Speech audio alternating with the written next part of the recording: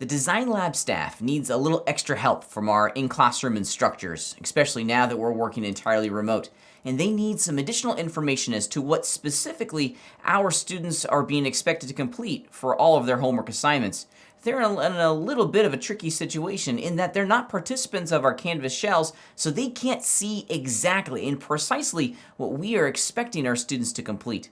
To serve that need, there's an easy way that we can get out all of this information from Canvas and send it over to the Design Lab staff so that they can more accurately help our students with the completion of all of their homework assignments. So I've just rolled into my Canvas shell here. I'm working on one of my assignments for my 3D modeling class, and I have a bunch of stuff in here.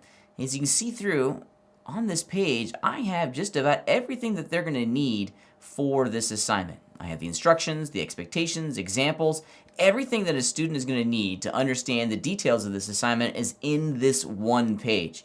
Now, I need to extract this information quickly and easily, and really the easiest way is just to simply go up into the File menu, and we're going to print the HTML page. Now, Canvas is pretty intelligent, and it's just going to print the assignment page itself. It's not going to print the course nav bar or any of that other stuff. It's just the assignment details. And as you see here, everything that was in the Canvas assignment, well, almost everything, has been preserved inside of what's going to be a PDF here in a minute.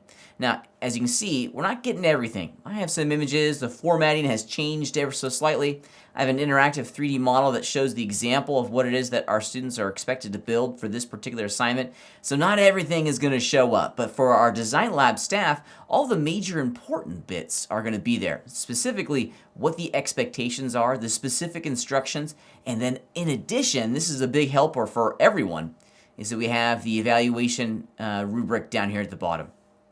So this is specifically what the students are going to be evaluated against, and this is fantastic information for our lab staff to have so that they can more accurately help our students with the completion of their assignments. In addition, we also get the due dates for all of these assignments. It's just a real simple way of extracting this information and getting it into a file that our lab staff can use.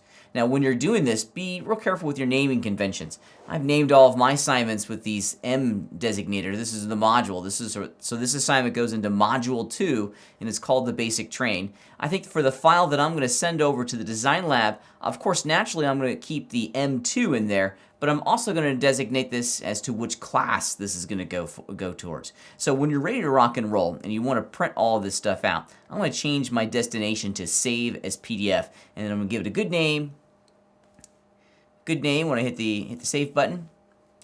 And we're on our way. So for this one, I'm going to change the name to MODL 301 underscore M2 Basic Train. And this is a great indicator and a really big helper for our students to understand, or for our lab staff to understand exactly how this assignment fits into the larger puzzle, if you will, of our classes. So if you wouldn't mind starting to export out all these PDFs for our lab staff, that'd be a big helper. They'll know exactly what we're asking our students to complete, and our students will be able to get the help that they need to complete our assignments on time and on task.